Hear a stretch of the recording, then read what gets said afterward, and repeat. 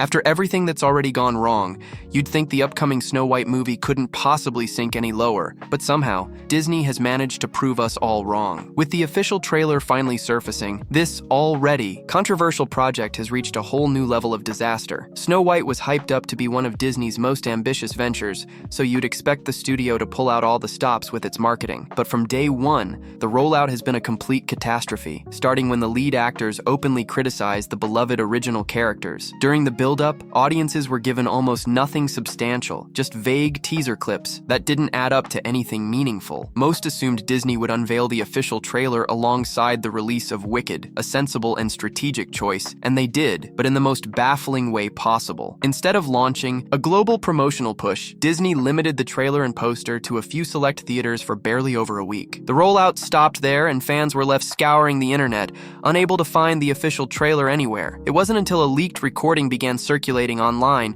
that people even got a glimpse of it, and even then, Disney still held back from uploading the trailer to its own channels, almost like they were trying to keep it hidden, delaying the inevitable backlash for as long as they could. But eventually, even Disney had to bite the bullet. On December 3rd, they finally posted the official trailer on YouTube, and the public reaction was brutal. At the time this video is being made, the trailer has racked up nearly 660,000 more dislikes than likes, and that number continues to surge. Amazingly, one of the few redeeming aspects of this fiasco is that Disney actually left the comment section open, which frankly is more entertaining than anything Disney has produced lately. Some standout comments include gems like, "At this point, the ad revenue from this video will make Disney more money than the actual film," and "They've finally done it. They've made a movie nobody wants to pirate." If you haven't seen the trailer yet and are wondering if it's really that bad, trust us, it might be even worse than the comments suggest. The trailer feels like a chaotic mashup of everything that's gone wrong with modern Disney: low-grade CGI, overly bright color schemes, self-righteous actors, and characters that feel nothing like their original counterparts, all shoved into one incoherent attempt at a modern fairy tale. The result? A tangled, tone-deaf mess. It's like Disney couldn't decide whether to retell the original story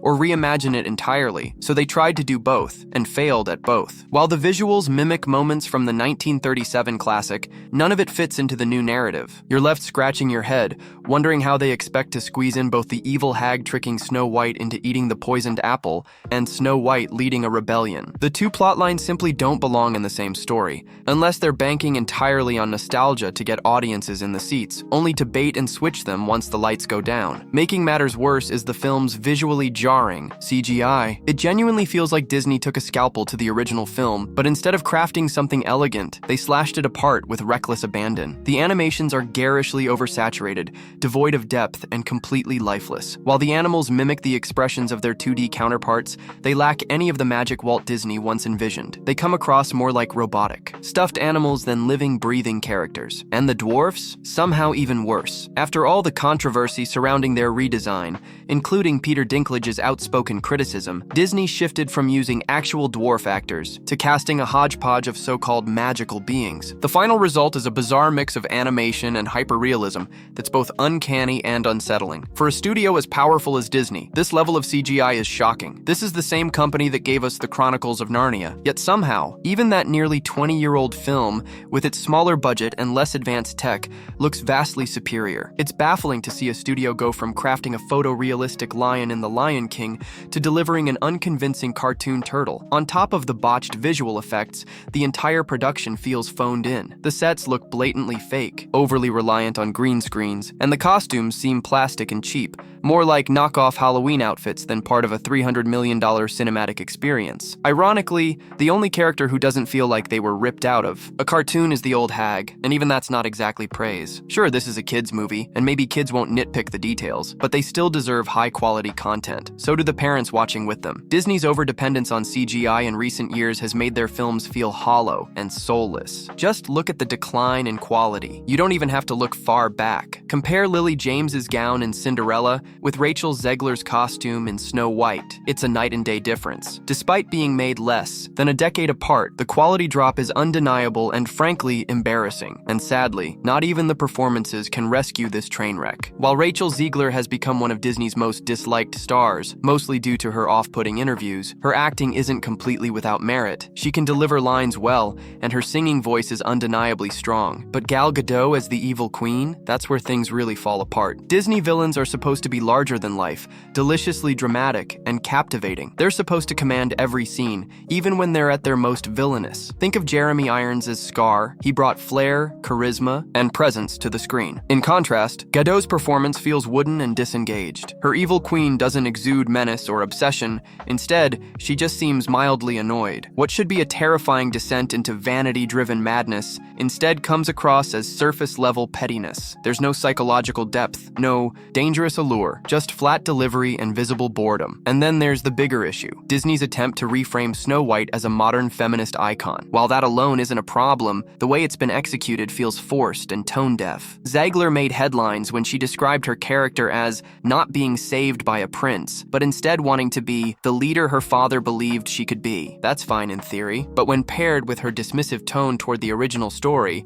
and the constant shifting narrative from the production team, it only adds to the confusion. Zegler herself has become a lightning rod for Backlash, thanks to her outspoken political stances. Most recently, after Donald Trump's re-election, she took to Instagram to post a dramatic and hostile message declaring him a threat to democracy and wishing that he and his supporters would never know peace. Regardless of political views, this kind of extreme messaging from a lead actress in a family film is wildly inappropriate, and unsurprisingly, it triggered a massive wave of backlash, with many calling for her removal from the film. While she later issued a generic apology, likely written by Disney's PR team, the damage was already done. By now, most audiences have stopped believing her apologies. Her reputation has already taken a hit, and so has the film's Disney, already overwhelmed by scandal after scandal, now finds itself scrambling to contain the fallout. The studio seems increasingly aware that their formula of preachy content plus lazy production just isn't working anymore, and yet they keep doubling down. That's why many believe Disney is preparing for another rough start to 2025. After years of financial misfires and mounting public frustration,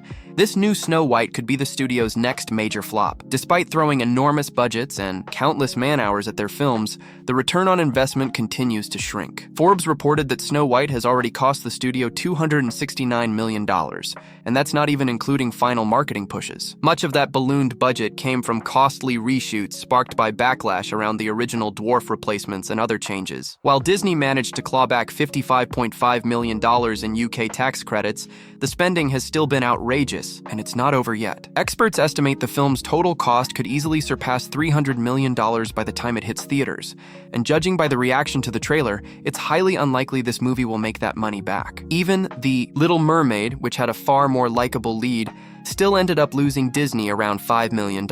With Rachel Zegler at the center of controversy, lackluster visuals, and a soulless script, Snow White may very well be the studio's biggest flop yet. In hindsight, it's easy to see why Disney delayed the trailer's release for so long. If things keep heading in this direction, the best move Disney could make might just be to accidentally delete the entire project and chalk it up as a tax write-off.